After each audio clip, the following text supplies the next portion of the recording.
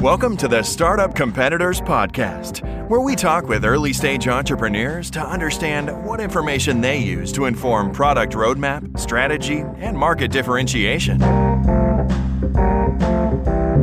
Hey there. Today we're talking with Tyler Hromadka, who is the founder of Lumatic. And we're going to cover a bunch of topics. We hit on building and launching a two-sided marketplace. We talk about competition at three levels, dealing with the status quo, dealing with the first industry that Lumatic is launching in, which is Greek organizations, and then the broader market overall and how they think about that and how they position themselves for that. Talk about Tyler's role as it changes from being kind of a sole founder to now having a team and employees and thinking about what that means in the future. And it's just a really fun conversation. Really enjoyed it. Find Tyler on the social medias. I think LinkedIn is his preferred method of communication. Reach out to him. Tell him you appreciate him coming on the podcast. And that's it. Thank you so much for listening. We really appreciate it. Thanks so much. This episode is brought to you by Full Stack PEO. Most founders start companies because they figured out a better way to solve a problem or serve a need, not because they love tracking payroll, filling out compliance forms, and explaining employee benefits packages. And yet, all that stuff still has to be done. That's why there's Full Stack PEO. Full Stack PEO specializes in turnkey HR for emerging companies, not just those core services, but advice and expertise that help founders maximize employee potential. Curious? Find out more at fullstackpeo.com. Welcome to the podcast. Today we have Tyler Hromadka, who's the founder and CEO of Lematic. Tyler, welcome. Thanks, Mike. Nice to be here. Why don't we start with a quick pitch for Lematic? Yeah, so Lumatic is a photography management platform that helps organizations more easily capture and use photography. So you'll notice I put emphasis on those two separate things. The problem that I've seen, my background is as a professional photographer. When working with organizations, you see them spend way too much time trying to book pro photographers and get them in the right place at the right time to capture, the perfect shot, quote unquote. That takes up a ton of time. And you end up with photos that you are sticking on a flash drive somewhere. You use them one time, they end up lost, and the ROI on that's super poor. Nobody on your team has access to those photos, and 6 months later, you've completely forgotten about them.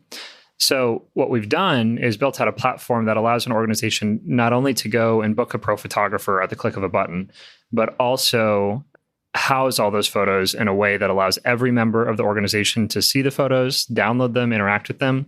And we're building some super great sharing tools to help the photos get out where they need to be to help the organization connect with their audience more directly. There are about 700 versions of that pitch, and I'm sure there are some holes that we'll fill in our conversation today. But at its essence, it's that helping organizations capture and use photography. There's some bells and whistles on our side.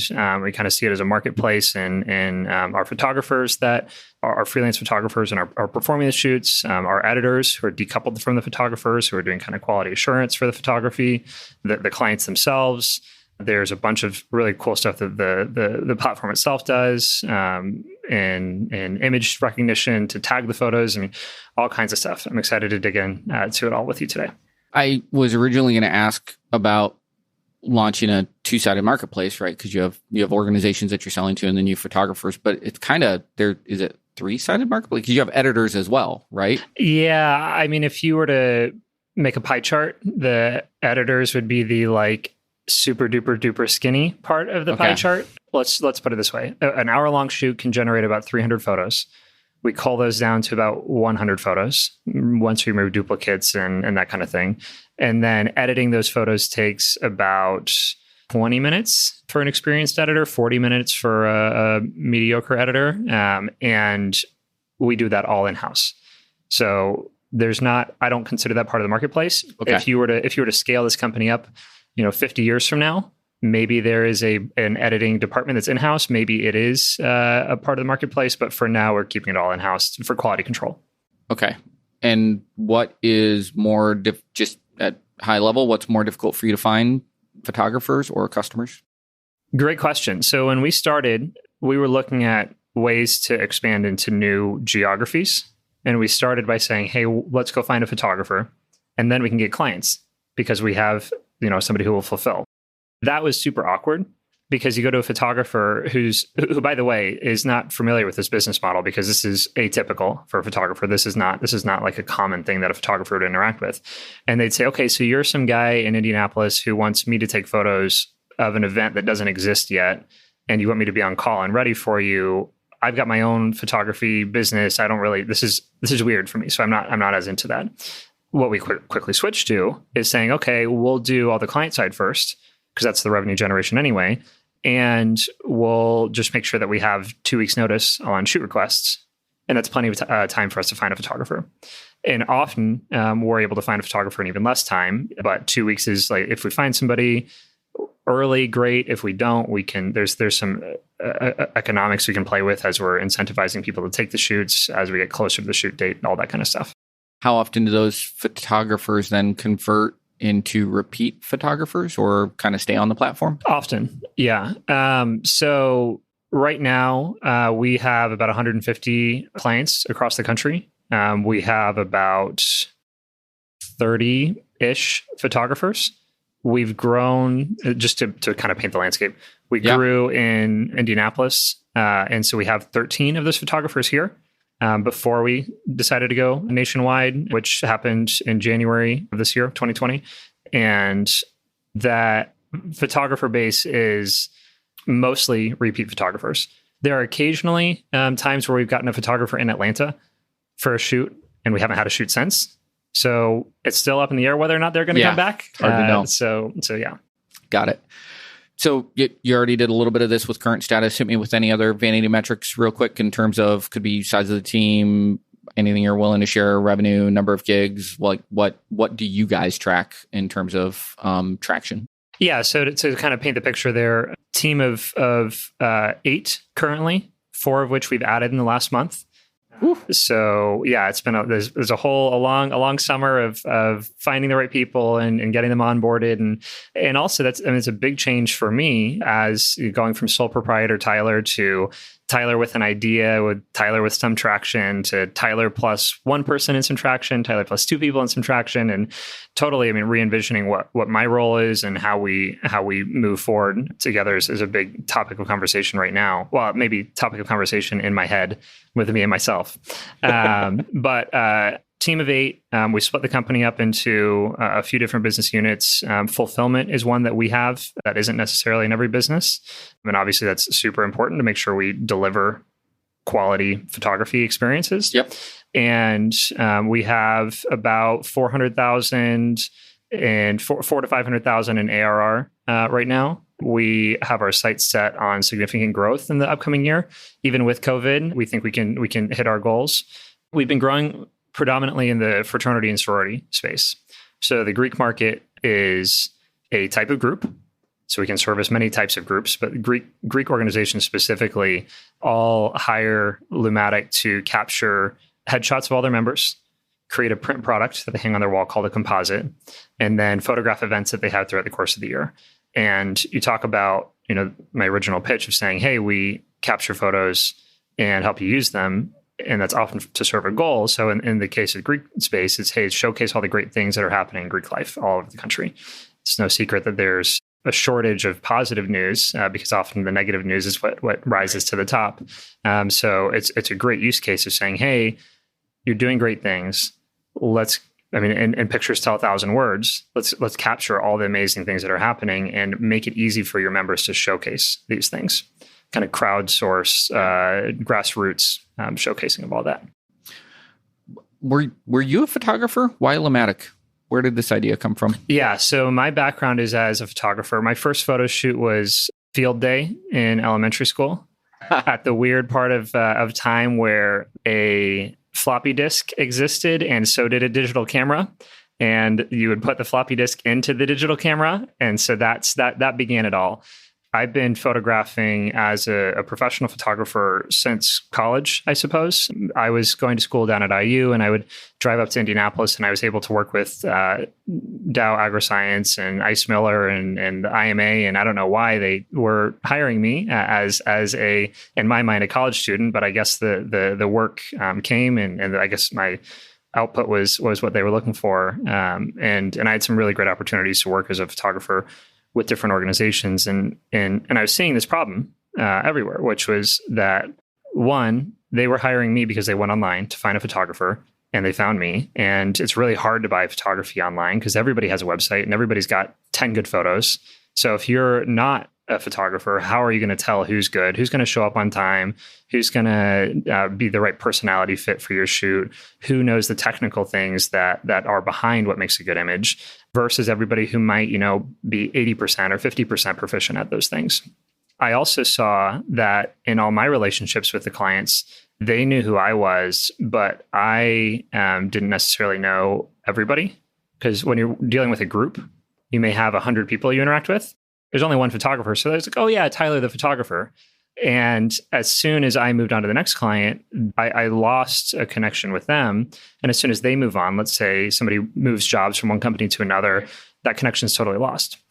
So I thought, well, hey, what if we can put together a platform that makes it easier to buy photography service and that's sticky to retain a customer. And really, to do that, all we'd have to do is give them things that they want, which is access to their photos without the normal photography model of like, I'm going to charge you to see and use your photos over and over again, and some modern tools to help them find the photos more easily, get them where they need to go. And the rest is kind of history. Nice. Thank you for that. All right. So when you think of competition in the space, who or what comes to mind? There are a few ways to look at that question. Considering that of our 150 organizations right now, 99% of them are Greek, I have to give the Greek-specific answer. I also want to give the holistic answer in terms of our industry, which is probably the answer that's most appropriate for your question. And then I also want to say that the status quo is a competitor. And I'll start off with that one. Right now, there's a mediocre experience that exists. There's a lot of people using that mediocre experience. And that's the experience that you outlined, your personal experience back when you were a photographer. Yeah. Well, and the client is going to go online, go on Google, try to find a photographer. They're going to react to their shoot needs. They're going to say, oh, we have an event coming up. Oh, we got to go get a photographer. And they're doing that over and over and over again. And the photos are ending up in a flash drive somewhere. And that's just how things are, right? And so there's no object in motion tends to stay in motion. It's hard to disrupt somebody's behavior and change that. So that's definitely worth noting. Okay. My Greek specific answer is that often our wedge product is the composite. As I mentioned, that print product that has everybody's headshots hung on the wall. There are about 4 composite companies, and they've all been in business for about, let's just say, many decades. And I don't want to use the word complacency, but there's definitely some behavior that was developed decades ago, and there hasn't been a lot of innovation in the space. So they have a majority of the market share. They have everything Lumatic doesn't. Let's just put it that way. Okay. And going in and disrupting that has been, I also don't want to say it's been a treat, but because there hasn't been a lot of innovation, we're able to come in with a drastically different approach and get chapters to sign up for something that they're excited about, when ordinarily they think of the composite as a burden of something that they'd have to do. So we can say, hey, we're going to give you a composite plus a suite of lifestyle photo shoots for the same price you're paying now. Huge value add. Plus, we're going to give you technology that makes it easy. One thing that I've learned as a photographer, or one thing that I've learned since calling myself just a photographer, is that people actually don't want to deal with anybody else. Like, you think like when you go to show up to take photos, you're like, I'm providing a value of being here. That's part of the reason why you hired me, is so that I can be here. And that's true, but it's not entirely true at a group level. The person who hired you is like, yeah, I like this person. They're going to come, they're going to take photos. But when you spread that across 100 people, 95 of them are just like, I just want the photos to exist. I just want them to magically exist. It's just harkening back to what I was saying before about the composite companies. We found that there's a lot of room for just giving them tools, better value, and also this kind of humanless experience. Instead of having to call a rep to buy the product or go and fill out an email to talk to somebody, you just have this kind of humanless experience, this platform where you can go and enter the information, and out comes the result that you want. So those are my first 2 answers. All right. So if I were to plot the 2 axes of our competitive landscape, they would be organizations who have a photographer marketplace We'll call that our y-axis. And organizations who have digital asset management. So are they providing you with a place where you can go and book photography services? Are they keeping your photos long-term? And there are definitely organizations who do one really well, but not the other at all. And there are ones that do both, kind of mixed. And what you end up with when you plot it all out is a few different trends.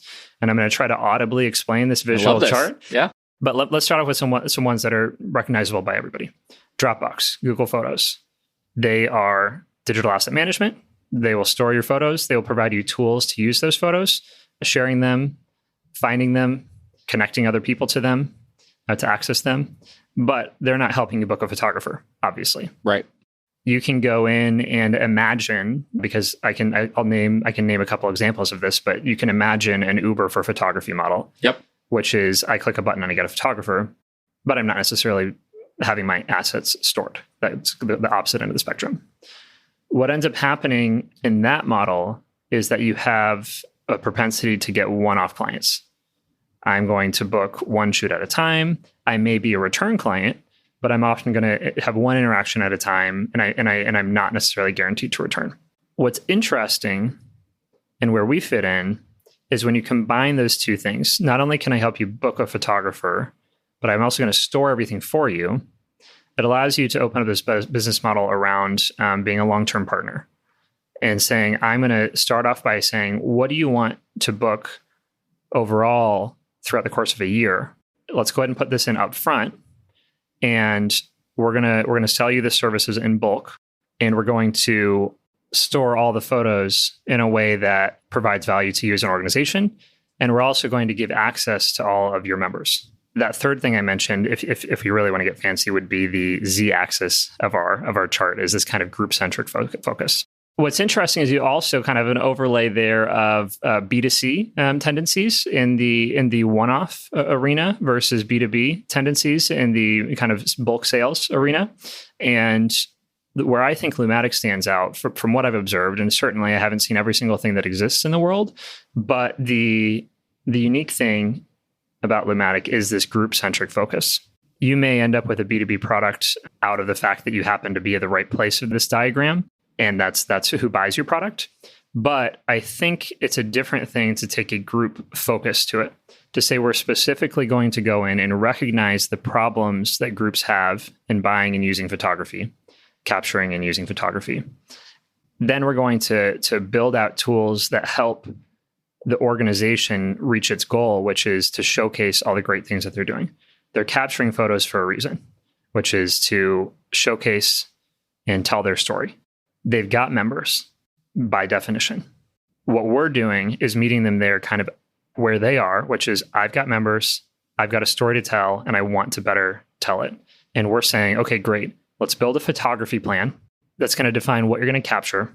Let's give you tools that allows you to easily manage how those photos are captured, and that allow every single member of your organization to see and download and interact with and share the photos. And now all of a sudden, your story is captured, your members have it in their hands, and we've made it so intuitive and easy for them to, at the click of a button, get your message out there and showcase everything. And that's where the magic starts. Okay, now I'm hung up on something now. It just occurred to me, you've said a couple of things now that imply a real B2B relationship between Lematic and the organization that you're serving. So that earlier you said there's a conversation of what are your goals for this year? What photo shoots do you want? Maybe there's an element of bulk pricing we can put into that if we understand all of those things. And now this specific conversation around a specific shoot and what's the story and what are you trying to accomplish and how do we make sure all those elements are present when we do that? Those are obviously dialogues with a human. That's not me going into a marketplace, an Uber for photographers and saying, hey, I want a photographer to just show up, do this, but I also want you to maybe help me with digital assets long term. So on that continuum of, on one side it's Uber for photographers with asset management, all the way to now there's like an account manager at Lumatic who's checking in with this client on a regular basis according to some schedule in a CRM. Like those to me feel like the polar extremes. Where are you in that? I think the answer is found in how modern technologies can automate a lot of that stuff. Yeah, great answer. All right. So unpack that. If we are on the account management side, does that mean we have to have a person doing that? Or can we have the platform manage the account? If we're helping them build a photography plan, does that need to be a person on the phone with paper and pencil writing down everything? No, of course. At least they'd have a spreadsheet, right? Well, what if their spreadsheet was automated and it let them calculate things for them? Well, what if that automated spreadsheet was intuitive enough that the client could fill it out themselves? Is that not the same thing? And so we've kind of taken that approach all the way around. I fall into this habit of saying we do XYZ, we do blank. And I'm constantly reminded to reinforce the idea that the platform does blank. I used a vocabulary word photography plan earlier, and that's a real word. That's what we do is we start off with every organization helping them build a photography plan. And the tools that help them do that are automated. You asked a question about bulk sales, and that made me realize, we're peeling back the onion. What's the next layer? What we end up selling is a points package. So an organization buys a bundle of points and then they trade those points in flexibly throughout the course of the year. It allows them to decouple their spend of dollars from their spend of points. And within an organization allows a finance department to do what they do and a marketing department to do what they do without having onerous, tasks to communicate between the two.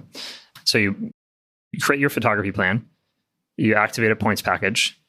The platform then knows what your photography plan is and is able to convert that into shoot drafts, which are then able to convert into real shoot bookings, which is then able to go out and ping available photographers in a network, and which is, then does that thing, which is, capture great photos. There's another layer kind of happening behind the scenes, which is, identifying who's a good photographer, giving them the proper information that they need to do their shoot to make sure that they show up and take great photos. And then those photos are delivered from the photographer to the platform. The platform is editing them. There's a lot of editing automation that can and does occur. And the quality assurance kind of happens at that stage. And then the photos are passed on to the client in a way that allows the head of marketing who booked the shoot and did the photography plan up front to use all the photos, but also allows every member of the organization to see and download and interact with the photos. The kind of big question is it possible to have a quality experience that is seemingly personal with only technology? And I think the answer is yes. I mean, that's what we're finding. Yeah. Do you guys have swag at Lumatic? Do you hand out swag to employees or photographers? We don't hand out swag is not the answer you're looking for. I'm shaking my head. I mean, why? Why would you not want all 8 of your awesome employees to wear the brand and show off to their friends and family what an awesome company they have? Well, let me rephrase. Let me change my answer. We haven't had business cards since we founded the company. Okay. So we don't have a lot of physical items. Okay. But we do have t-shirts. Oh, that's swag? That's swag. Okay. There we go. Right on. Okay, so you have t-shirts, and is that just for employees, or do you when somebody comes on as a photographer, do they rep the brand while they're at the photo shoot? Right now it's only for employees, but we've kind of visualized this idea of giving things to photographers. We're still cautious on, everything that's going on in California with the idea of an employee versus a freelancer. Yep. What are we telling them? Is it implied that they need to wear this at their shoot? So we've kind of steered away from that for now. That's interesting. Yeah, okay. That's good little insight there in this little promotion as well. All right, well, if you're listening to this and you want to get swag for your employees or your photographers, you can do that at fuelmerchandise.com, mention Startup Competitors Podcast, and get a discount on your first order. I'm going to jump rails here for a minute, because when you unpack all that, that sounds fantastic. The thing that immediately starts to occur to me then, as you think of different ways of maybe pulling that information from your customers or finding maybe more real-time ways to interact with them around either their shoots or their planning for their shoots, are there any either existing technologies or maybe emerging technologies that have you excited as you continue to grow Lematic that, you might be able to invest in those? Low-hanging fruit would be kind of like AI bots and, voice interactions like Alexa and stuff like that. And then, bigger picture things could be, anything from, the next generation of machine learning and ways that you can anticipate what your client wants versus what they, what they think they want, maybe better ways of editing photos and really identifying based on clients' past preferences for photos, what they're really going to like from a shoot and things like, like a lot more predictive stuff. Anything on the technology roadmap that has you excited around how you make that experience better? I'm going to give you one non-technical answer, and then I'll give you some technological answers. One of the things that we do to make sure that we can give a great experience to everybody, but also stay kind of uniform and normalized is focusing on group types. So which market are we going to expand into? Rather than saying, hey, we're Uber for photography. We have a person who needs to get a ride to school. We've got a person who needs to get a ride to a bar. We got a person who needs to get a ride to work. We got a person who's in a hurry to get to the airport. All of those are very different. What we'll say is, hey, we're going to focus on one at a time and expanding and learn into each one. Thus, Greek organizations. Yep. And now we're expanding into associations generally, alumni associations. There's some trial in youth sports, nonprofits. A great example is we work with the Benjamin Harrison presidential site. They've been they were our earliest non-Greek client, and being able to learn a market, identify the needs of that market, build experiences around that, and then grow into that market allows us to short circuit a lot of what would otherwise be cumbersome, unique needs. Everybody's unique unless you normalize it. Got it. So that's my non-technical answer. That's the more tactical. It's a great answer. Okay. And then one of the things that I'm really proud of that we do as a company is kind of decouple everything. I mentioned we decouple the photographer from the editor. We decouple with the points package. We decouple the spending dollars from the spending points. Your question is addressing kind of the company as a whole and things that happen throughout the entire experience. And I think what we do with kind of decoupling things allows us to address each couple, I guess, each coupling would be the word there, individually. And there's technology for each step.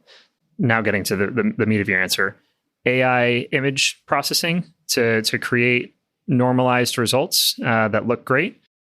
That's technology. Automated account management software that allows us to input a regular cadence of outreach, which is what an account manager would do if they were pencil and paper and a phone call. That's technology that we use. Chatbots, managing a tactical versus technical thing is making sure we have one point of contact in the group rather than 100 people contacting us. But of course, we want to make sure that if somebody in the group who's not that one person has a question, they're able to reach out to us using technology to make sure that the solutions in our knowledge base are readily available and understanding what people's questions are and ideally solving them before they even have the question. We use technology for all that.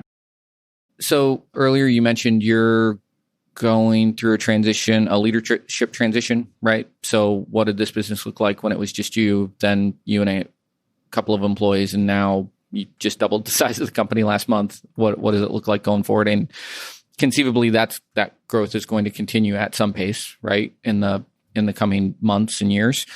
So how are you thinking about that? I think leadership transition suggests it's moving from A to B, from apples to oranges. And I think that I look at it more of as an evolution. And there's then two facets of that. There's what's happening with Tyler and how is he growing as from the sole proprietor to leader of a quickly growing startup to leader of a, let's fingers crossed, $100 billion company. Yeah. And then there's also how is the company itself evolving as more people are added and how are we maintaining strong culture and alignment with all the team members. That's been very top of mind for me lately, not surprisingly, since we just doubled the size of the team. One thing that I've been really focusing on, especially in COVID, since a lot of our team members have never seen each other in person, is making sure that we're communicating expectations on who's working and how they're working and what they're doing, which sounds obvious, but when there's literally no clear beginning and end of the workday, it's really easy for people who have a tendency to work really hard to get burnt out. And when the team is small and I'm used to doing everything, I probably have a tendency of going in and micromanaging a little bit. And I don't want to have that tendency. It's just a side effect of me having done their role 3 months ago. Right. How are you communicating those expectations? For this round of hiring, I specifically wanted to hire for thought leadership and execution. So rather than choosing, if we went from 4 to 8, rather than choosing to hire 4 taskmasters, I chose to bring on at the kind of director level people who, of course, are still doing all the tasks, but that I can empower to do so autonomously. So walk me through, pick one of those in your head. You don't have to say which one. Walk me through how you distinguish in an interview process the difference between somebody who could just show up and do the work versus somebody who can show up, do the work, and make the work better over time. Sure. This might be a cheap answer, but I basically said, hey, I guess the good answer is focusing on the goal, not the task. Saying, hey, we want to do this for this reason. Hey, here's what the company does. Here's where we're going. This is how I see you fitting in. General overview of job description. Yep. What do you think about that? And finding out how to answer. I mean, it's a pretty clear difference when somebody says, well, I don't know, what am I supposed to do? Versus, oh, that's really interesting. And they start asking questions like you're asking me today. And you can just tell. You can tell that it's hiring for personality, I think. Is the number one thing. And then there's also a layer of, background experience. Have they done it before, or are they just kind of pulling it out of nowhere? But if they've got a kind of hustler mindset, like I'm gonna do what it takes to get it done, then anybody can do anything. And then on top of that, if they also happen to have some experience to showcase that they've can put their money where their mouth is, then that's a plus. And we went through in the interview process and also tactically did a few rounds. We gave them a homework assignment and said, here's a bunch of information. What would you do next? And got their answers. And that was actually really telling. And for one of our positions, we did that first. And then for one of our positions, we did that last, like in the interviewing process. Yeah. And it's really interesting with the one where we did last, you have 10, 12 good candidates. Then you do that and you have 5 people who just don't do it. They just didn't even do it? They just didn't even do it. And it wasn't these people were interested in the job and they emailed back and it's like, yeah, either they said, I got the assignment and it was enough work for me to showcase that I was not interested in doing all this work to get the job. So they're not interested in doing the work to get the job, and they're probably not interested in doing the work once they get the job. That's great insight. And then there's also, the quick answer, I outlined 3 pages of information. And then they give me 3 paragraphs of a response, including redundant information in paragraph 1, 2, and 3. And that's not the same as the person who goes in and answers, and their answer is, an additional 5 pages. Not to suggest that length is equal to quality, but you can tell when somebody's going to dig in. And at our stage, that's what you need, right? You can't hire somebody who's so good, going to do just one thing and just do what they're told. You need somebody who's going to say, I'm going to do what needs to be done. And I also understand that I am responsible if it doesn't go well. Not because my boss is going to come and give me a hard time, but because my job is only going to get harder the worse I do at my job. Creating that alignment and that incentive and that feedback loop is really important. If you haven't picked up on it by now, I've been described as a systems thinker. I didn't think that originally, but when I heard it, I was like, that sounds about right. So a lot of my focus, a lot of time I spend my time thinking about how it works and all the levels of it. When you're driving, are you thinking or are you listening to podcasts to stop thinking? What are you doing? What does that look like? What are you doing in downtime? I listen to music. Okay. You and I were joking before the podcast, and I'll open up the conversation again to bring this up. I don't often watch the news. I don't have social media accounts. I don't spend my time on anything really other than being with my family, working a lot, and trying to hang out with my friends every once in a while. And a lot of time, actually pretty much always, those are all layered on at the same time. I think this is a side effect of being a photographer, right? You don't, when you work for a company, it's a side effect of being a sole proprietor. When you work for a company, you have clear cut, defined, you show up at this time, you do this thing, you do that thing, then you go, and then you kind of segment your life. Someone else is telling you what success looks like. Yeah, success, and you kind of compartmentalize things. Yeah, and you can't do that when you have to run a company, right? You just do it all the time. And amen. That's how I spend my time. Yeah, it's a great answer. All right, we're getting close to time. If folks want to get in touch with you to ask you follow-up questions or to learn more about Lematic, what's the best way for them to do that? If they just reach out, message me on LinkedIn. I'm always up for a good conversation with a new mind. Spell your last name for listeners. My first name is Tyler, and my last name is Hromadka, and that's pronounced Hromadka, and that's Czech. And if you have any other questions about my last name, reach out on LinkedIn. It's Czech and it rhymes with vodka. That seems very appropriate. That's right. All right, Tyler, thank you so much, man. I appreciate it. Awesome. Thanks.